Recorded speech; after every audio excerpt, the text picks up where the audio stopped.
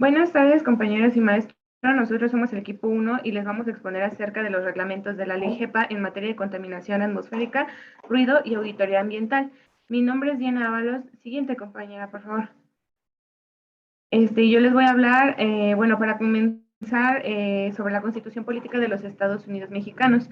Tenemos el artículo 4 de la Constitución Política de los Estados Unidos Mexicanos, el cual, este artículo nos habla de distintos temas. Sin embargo, hay 3 párrafos a los que concierne, el contenido de esta unidad de aprendizaje. El primer párrafo nos dice a grandes rasgos que toda persona tiene derecho a la salud y que esta debe ser gratuita. Esto es importante hablando de contaminación atmosférica y ruido, ya que recordemos que tanto la contaminación como el ruido pueden causar daños o, más bien ser perjudiciales a nuestra persona, lo cual pues repercutirá en una mala salud. Continuando, tenemos otro párrafo que nos dice que todas las personas tienen derecho a un medio ambiente sano para su desarrollo y bienestar y que el Estado debe garantizar pues el mismo, así como hacer responsables a aquellos quienes causen daños pues al mismo, o sea, al medio ambiente. Y bueno, para finalizar tenemos un tercer párrafo que nos dice que eh, toda persona debe tener acceso al agua tanto para consumo humano como para su uso y que esta debe ser salubre. En el caso del agua para consumo, pues evidentemente debe de ser pues también potable. Y también nos menciona de igual manera que el Estado nos debe garantizar este derecho. Estos 3 párrafos pertenecientes al artículo 4 son de vital importancia, ya que recordemos que la Constitución Política de los Estados Unidos Mexicanos es la máxima ley, o bueno, la máxima autoridad hablando de reglamentos, leyes y en general todo eso, y de las cuales pues van a derivar las siguientes normas y reglamentos que se van a mencionar a continuación, pues conforme va pasando el trabajo. Después, siguiente, por favor, compañera. Después tenemos la Ley General del Equilibrio Ecológico y Protección al Medio Ambiente, la cual en su capítulo 8 nos menciona que, bueno, su capítulo 8 se denomina ruido, vibraciones, energía térmica, luz intrusa, olores y contaminación visual. Y en este nos menciona 2 artículos, el 155 y el 156. El artículo 155 nos dice que cualquier ruido, vibración, energía térmica o luz intrusa, y contaminación visual, como lo dice su nombre, debe quedar prohibida si esta rebasa los límites máximos permisibles, dependiendo pues de las normas oficiales mexicanas o los reglamentos que los traten. Y bueno, en construcciones nos dice que en este caso todos sabemos que las construcciones pues generan bastante ruido, entonces se deben tomar pues medidas pertinentes para evitar que estos contaminantes dañen al medio ambiente y evidentemente para evitar que pues causen también daños a la salud de los trabajadores, pero bueno, esa ya es otra cuestión que se trata en otras normas. Y por otra parte, en el artículo 156 nos menciona que las encargadas de prevenir y controlar eh, los aspectos anteriormente mencionados, o sea, el ruido, la vibración, la energía térmica, etcétera, serán serán las normas oficiales mexicanas que pues ellas van a fijar los límites permisibles que se necesiten, así como también la Secretaría de Salud, que es la encargada de realizar los análisis necesarios para conocer el origen y otros factores de los contaminantes con la finalidad de conocer si estos pues producen daños a la salud o no. Bueno, eso sería todo de mi parte, los dejo con mi compañero. Gracias.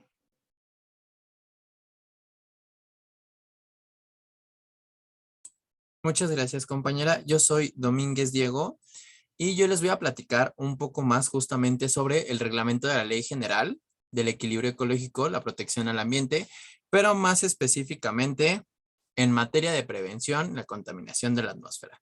Vamos a dirigirnos al capítulo 3, el cual nos va a hablar sobre la emisión de contaminantes en la atmósfera generada por fuentes móviles. En la siguiente diapositiva vamos a ver el artículo 36, el cual, bueno, pues nos introduce diciendo que la Secretaría va a poder promover ante otras secretarías como comunicaciones, transportes, va a poder suspender o hasta incluso en su caso cancelar los permisos que se les hayan otorgado para poder circular en vías generales de comunicación, a todo vehículo de transporte público federal importante que sea terrestre, que de manera reincidente violen las disposiciones del reglamento y las normas ecológicas. Esto, pues claro, independientemente a que se apliquen las sanciones que procedan.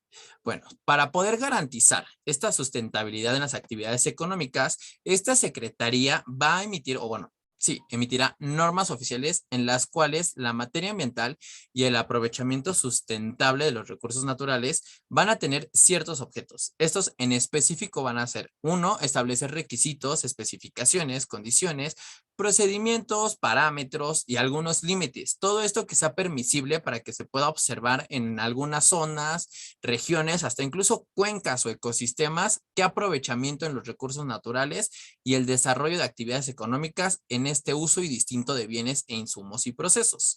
Para el punto 2, también vamos a considerar condiciones necesarias para el bienestar en cuestión de población, preservación, restauración, recursos naturales y protección al ambiente. Lo que nos lleva al punto 3. Estimular, inducir a los agentes económicos, reorientar principalmente sus procesos y tecnologías a la protección del ambiente y al desarrollo sustentable. Esto en el 4, pues va a otorgar una cierta certidumbre a lo largo del plazo en la inversión e inducir a los agentes económicos a asumir costos que lleguen a afectar al ambiente, todo lo que esto ocasione. Pues obviamente de la mano con el punto 5, fomentar las actividades productivas en un marco de eficiencia y sustentabilidad.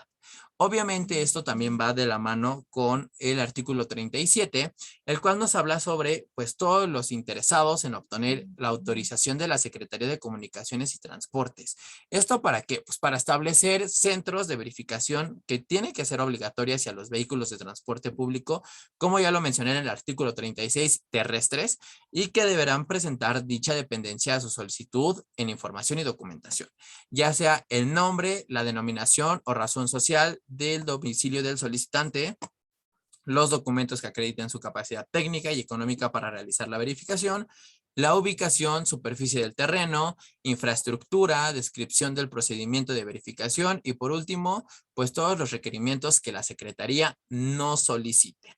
Esto deberá considerarse pues para el cumplimiento de las previsiones. Obviamente debemos realizar una conformidad con las características de cada proceso, ya sea productivo o actividad a la que estemos sujetos en la regulación. Esto pues obviamente sin que implique el uso obligatorio de tecnologías específicas. En una materia un poco más ambiental vamos a establecer el uso de equipos, procesos o tecnologías que pues van a estar destinados a las mismas que van a proponer la Secretaría para su propia aprobación. Estos equipos, procesos, tecnologías alternativos pues pueden ajustarse a las previsiones correspondientes. Una vez recibida esta propuesta, la Secretaría va a tener un plazo que no excederá de 30 días, mucho ojo ahí, 30 días, para emitir una resolución respectiva. Como lo habíamos visto también en otros casos, en caso de que no se emita dicha resolución en el plazo señalado, se considerará que esta es negativa. Cuando la resolución sea favorable, pues deberá publicarse en un órgano de difusión oficial para que pues en su caso los derechos sean adquiridos en materia de la propiedad industrial. Lo que nos lleva al siguiente artículo. Este artículo va de la mano con la Ley General de Equilibrio Ecológico y Protección al Ambiente, en más específico el capítulo 4, las sanciones administrativas. Y pues bueno, nos dice el artículo 171 que todas las violaciones o preceptos de esta ley, reglamentos y disposiciones, pues van a tener sanciones, las cuales van a ser multas, clausuras, que no se hubieran cumplido los plazos, pues va a haber una reincidencia en todo caso, o incluso una desobediencia reiterada, pues van a tener un arresto administrativo hasta por 36 horas. Suspensión o revocación de concesiones y pues bueno, ya para finalizar el artículo 173 también nos habla de las sanciones por infracciones a esta ley, en las cuales va a tomar gravedad de infracción, condiciones económicas del infractor, reincidencias en caso de que éstas existieran y pues carácter internacional, beneficios y autoridades correspondientes. Pero esta secretaría en organismo público-privado pues va a dictaminar el tratamiento de la misma. Los dejo con mis compañeros para que le den más información. Muchas gracias. Buenas tardes, profesor, compañeros. Mi nombre es Hernández Daniela y yo les voy a hablar sobre la norma mexicana AA 37 de 1978. Esta norma se establece, en esta norma se establece una clasificación de los sonidos que, los equipos de medición de nivel de presión acústica directo o indirecto, cuyo ámbito de operación comprenda de 20 a 140 decibeles, debe de tener un equipo auxiliar y uno de medición de velocidad de viento. Siguiente, por favor. Para la norma AA 040 de 1976, se establece que por su indeseabilidad son considerados como ruidos de acuerdo con su presentación temporal y conforme a su estructura de componentes. Esta clasificación se emplea para establecer una diferenciación de las diversas formas de energía acústica consideradas como ruidos que, al ser emitidas por una fuente ya sea fija o móvil, causan contaminación al ambiente. Y bueno, los ruidos más importantes de esta norma es el ruido aleatorio, el estable, el intermitente, el periódico y el pulsar. Siguiente, por favor. Para la última norma de la que yo les voy a hablar, que es la norma mexicana AA 050 de la SCFI del 2001, esta norma es sobre el análisis del agua, la determinación de fenoles totales en aguas naturales, potables, residuales y residuales tratadas. Esta norma cancela a la antigua norma que habla sobre lo mismo, que es la norma mexicana AA 50 de 1981. Para empezar, bueno, los fenoles pueden estar presentes en las aguas residuales domésticas e industriales, ya sean desinfectantes, fungicidas, germicidas y conservadores, y también en las aguas naturales y en los suministros de agua potable. Esta norma establece el método para la determinación de fenoles totales, como ya lo había dicho, en aguas naturales, residuales y residuales tratadas.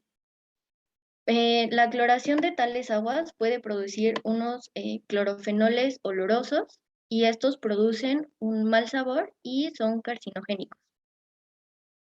Los procesos de eliminación de estos fenoles en el tratamiento del agua incluyen supercloración, tratamiento con dióxido de cloro o cloramina, la ozonización y la absorción con carbón activado.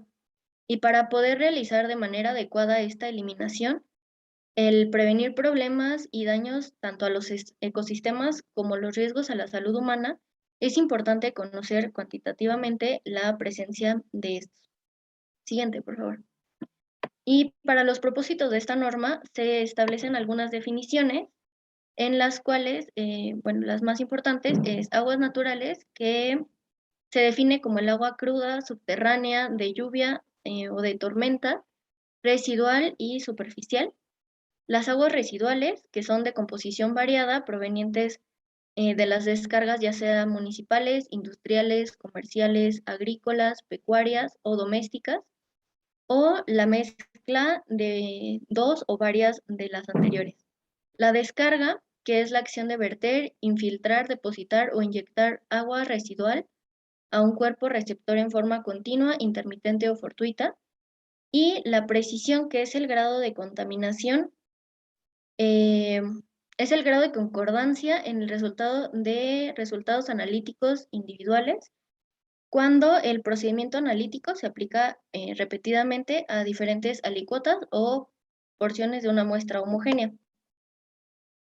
Para la recolección, preservación y almacenamiento de muestras, se toma mínimo 2 litros de muestra en un envase de vidrio, se determina la presencia de agentes oxidantes, se refrigeran a 4 grados centígrados y, si estas muestras no se analizan en un periodo de 2 horas después de la toma, se acidifican, y el tiempo máximo de almacenamiento previo a su análisis es de 28 días. Y para calcular la concentración de fenoles se utiliza la fórmula que está en pantalla, en donde A son los miligramos de fenol en la muestra determinado de la curva de calibración, y B son los mililitros de la muestra original. Estos Estos resultados se deben reportar en miligramos por litro de fenol y con una precisión correspondiente. No ha sido determinada la carcinogenicidad de todos los reactivos con precisión, así que la sustancia química debe tratarse como peligro potencial de la salud. Y el laboratorio es responsable de mantener un ambiente de trabajo seguro y un archivo de medidas de seguridad a la exposición y manejo seguro de las sustancias químicas. Para que, los ácidos y las bases concentradas son empleadas en este método, pueden causar severas quemaduras e irritaciones en la piel y se debe utilizar bata, guante y lente de seguridad. Y por último, para el manejo de residuos, es la responsabilidad del laboratorio cumplir con todos los reglamentos federales, estatales y locales referente al manejo de residuos. Y cada laboratorio debe contemplar dentro de su programa de control de calidad el destino final de los residuos generados durante su determinación. Todas las muestras que cumplan con la norma de descarga a alcantarillado pueden descargarse en el mismo sistema, y las muestras líquidas que contengan fenoles y disolventes clorados deben envasarse en recipientes herméticos, almacenar temporalmente y enviarlas al confinamiento de residuos peligrosos. Y todos los desechos ácidos se deben neutralizar para su posterior desecho. Los dejo con mis compañeros.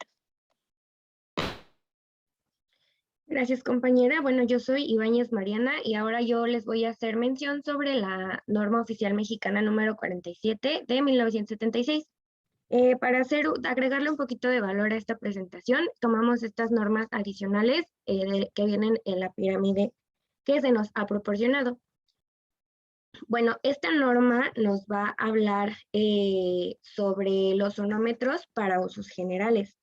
En esta norma se van a establecer esas características técnicas que debe tener todo aparato del tipo 1 empleado para la medición de los niveles de presión acústica sujetos a una ponderación.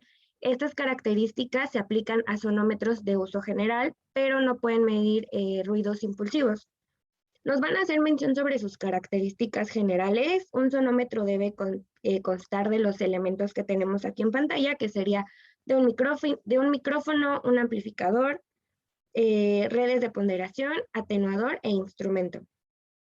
Para que este instrumento funcione, el sonido debe cubrir el ámbito de frecuencia de 31.5 a 8000 Hz. Bueno, aquí se nos va a mostrar esta tabla, que es lo que yo les mencionaba. El número más arriba es 31.5 hasta el último, que es 8000 Hz. Ahí se nos muestra toda la tabla, todo el desglose, la tolerancia que se refiere al equipo en su totalidad. Para los fabricantes se va a recomendar que también indiquen las condiciones para asegurar que el medidor marque correctamente en un campo difuso. Y bueno, entre las características que se nos mencionan en esta norma, pues tenemos la de los micrófonos, que hablando como de una manera general, estos tienen que ser omnidireccionales. Esto quiere decir que tienen que servir en todas direcciones o en todos sentidos. Su variación de sensibilidad no debe exceder los 31.5 a los 8000 Hz. También tenemos las características del instrumento indicador, donde se nos menciona su graduación, y esta debe ser graduada desde 1 decibel y tener un intervalo mínimo de 15 decibeles, y su error debe ser menor a 1 decibel. Por ejemplo, también las características del amplificador también se nos explica de manera detallada, sus especificaciones, qué debe tener o qué debe mencionar el fabricante sobre sus vibraciones, que deben ser reducidos al mínimo, entre muchos otros. Su calibración debe hacerse dentro del ámbito de frecuencia de 31 a 8000 y nos va a dar la fórmula para calcular la sensibilidad de un campo sonoro difuso. También nos hace mención del marcado. Este aparato en específico debe ser marcado con las palabras sonómetro para uso general, así como también debe contener el nombre del fabricante o su marca, el número de serie, una indicación del ámbito de niveles de presión para el cual fue diseñado y también su modelo. Luego vamos a tener la norma número 59 de 1978, donde se nos dicen los sonómetros de precisión. En esta norma, pues nos va a dar las características técnicas que debe tener todo aparato para que las mediciones del nivel de presión acústica obtenidas queden dentro de un grado de exactitud. Van a existir 3 curvas de ponderación que se van a llamar A, B y C. Y bueno, aquí se nos va a especificar esa ponderación correspondiente para cada una de las componentes. Para poder obtener resultados válidos se necesita emplear un instrumento de precisión y la técnica de medición adecuada. Una mala calidad de este instrumento puede afectar la consistencia de las lecturas obtenidas. Entonces, básicamente es la calidad lo que va a delimitar la exactitud de la medición. Y el instrumento que se describe en esta norma es una combinación práctica de características que puede lograr un alto grado de estabilidad y exactitud. Entre sus características generales, pues va a tener los mismos elementos que el antes mencionado, pero además va a tener un atenuador. Un atenuador es un dispositivo electrónico que va a permitir reducir la potencia de una señal electromagnética. Y bueno, a diferencia del anterior, este va a abarcar el ámbito desde 10 hasta 20.000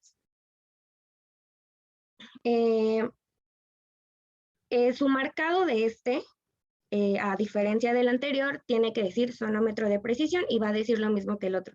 El nombre del fabricante, el número de serie y además se debe especificar que es de precisión. Y bueno, la última norma que yo les voy a hablar es sobre la norma número 62 de 1978. En esta norma se van a establecer pues procedimientos de campo para determinar el ruido ambiental que es producido por contribuciones relativas a diversas fuentes y las acciones reverberantes o amortiguadoras de los pavimentos, los edificios o todos aquellos obstáculos en la trayectoria de la dispersión sonora. Con lo que se establece en esta ley va a servir para evaluar el ruido. Dando que el ruido ambiental se debe definir en un área determinada en relación a las consecuencias que este contaminante puede producir en los individuos de las comunidades, pues para obtener la relación de la medida estadística con sus consecuencias tenemos estas dos opciones que están en pantalla, que sería por su efecto de la comunidad y por sus causas de la comunidad. Y bueno, para poder medir vamos a tener varios instrumentos que podemos escoger pues los que queramos, que sería el equipo básico con el equipo periférico, que serían los sonómetros que les mencioné hace rato. El equipo básico y el equipo sofisticado, este puede ser capaz de procesar y agilizar los datos y dar como resultado niveles equivalentes del ruido o los tres, equipo básico, periférico y sofisticado. Y bueno, ya por último, en la segunda sección de esta norma se nos van a dar la expresión de resultados donde se nos van a manejar datos y números. Y eso sería todo por mi parte.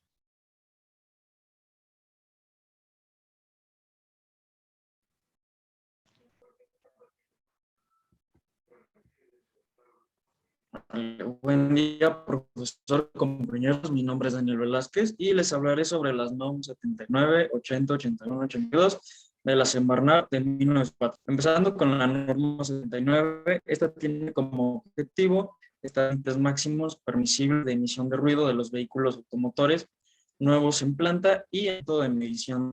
Esta va a aplicar para fabricantes de vehículos automotores conforme a su peso bruto vehicular.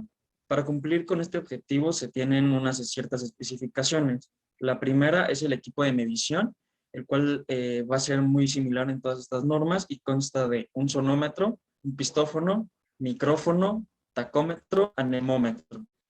De igual forma, en algunas va a contar con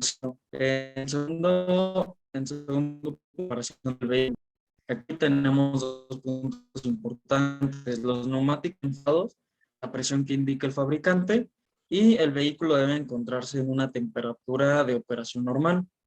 En tercer punto tenemos la preparación del lugar de la medición. Este lugar tiene que ser plano y tiene que estar libre de superficies reflejantes. El terreno que esté alrededor de la pista del lugar de medición debe estar libre de cualquier clase de objetos que puedan absorber o reflejar este sonido. Únicamente vamos a tener ciertas personas que puedan estar ahí: el tomador de la lectura del sonómetro, el operador del registrador magnético y un observador a una distancia mínima de 45 metros. Esto para no influir en el ruido. Como cuarto punto tenemos las mediciones.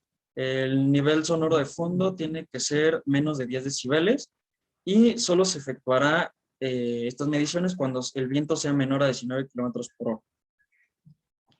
Como siguiente diapositiva, por favor. Que los límites máximos permisibles que tenemos en esta ley dependen del peso bruto.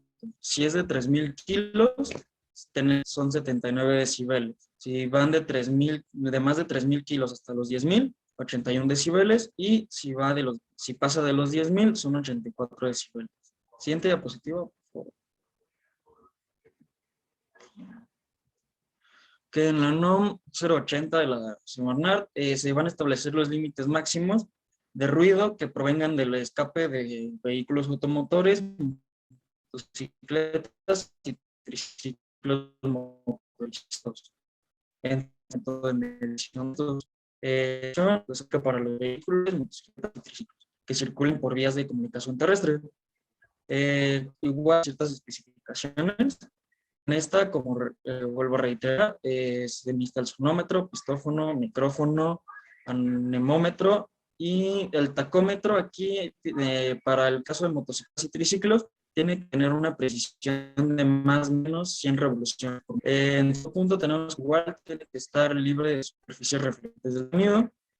La preparación del vehículo debe contar con un sistema de escape en buen estado, que esté libre de fugas y en buena operación. Y el vehículo debe encontrarse en una temperatura adecuada para su operación.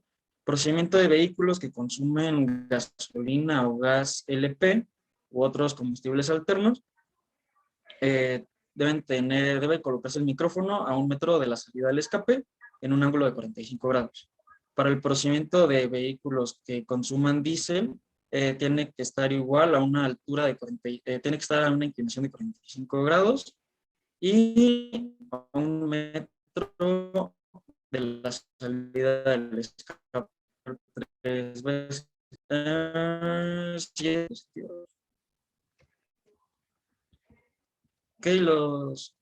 Siguiente, por favor. Los límites máximos van a estar determinados por el peso. De 3,000 kilos son 86 decibeles, más de 3,000 y hasta 10,000 kilos son de 92 decibeles, y a partir de pasando los 10,000 kilos van a ser 99 decibeles los permitidos. Siguiente, por favor. Que el 81 va a establecer los límites de fuentes fijas y los métodos de medición. En este caso, igual, se va a aplicar a pequeñas, medianas y grandes empresas. Va a haber, las especificaciones son las mismas. Tiene que haber una fuente libre de ruido externo. Igual, el otro micrófono. En este caso, los límites máximos van a estar emitidos por un horario y los decibeles que se pueden emitir en ese horario. De 6 a 22 horas van a ser 68 decibeles y de 22 horas a las 6 horas, 65 decibeles. La siguiente, la norma 082 de 1994, simplemente establecerá los máximos permisibles para los triciclos y las motocicletas que se encuentran en planta. Sus especificaciones igual tienen que tener una equipación. Aquí va a entrar el velocímetro. Y para los niveles máximos permisibles son, si la moto o el triciclo es de 449 centímetros cúbicos, son 86 decibeles. Si es de 450 en adelante, de 89 decibeles. Bueno, ahora les dejo con mi compañera para concluir con nuestra presentación. Bueno, en conclusión, al finalizar este trabajo se obtuvieron conocimientos relacionados con la normatividad que regula y clasifica el ruido, entre otros aspectos, así como cómo se establecen los requisitos, especificaciones y fomentar distintas actividades, ya que pues estamos en una alarmante situación de contaminación. Siguiente, por favor, compañera. Y como frase tenemos que la contaminación no es otra cosa que los recursos que estamos desperdiciando. Permitimos que se dispersen porque ignoramos su valor.